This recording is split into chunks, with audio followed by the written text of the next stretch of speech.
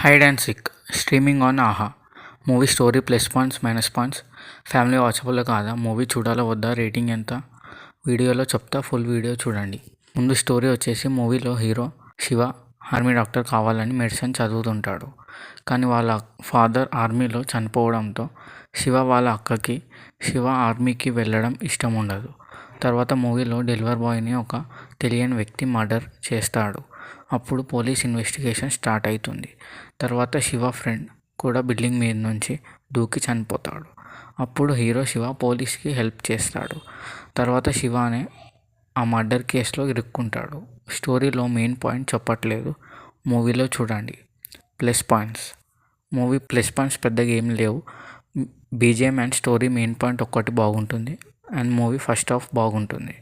Minus points. మూవీలో ఒకరి acting కూడా న్యాచురల్గా అనిపించదు. అందరి యాక్టింగ్ ఆర్టిఫిషియల్గా అనిపిస్తుంది. ఒక్క హై మూమెంట్ కూడా లేదు. మ్యూజిక్ ఓకేగా ఉంటుంది. Movie family watchable.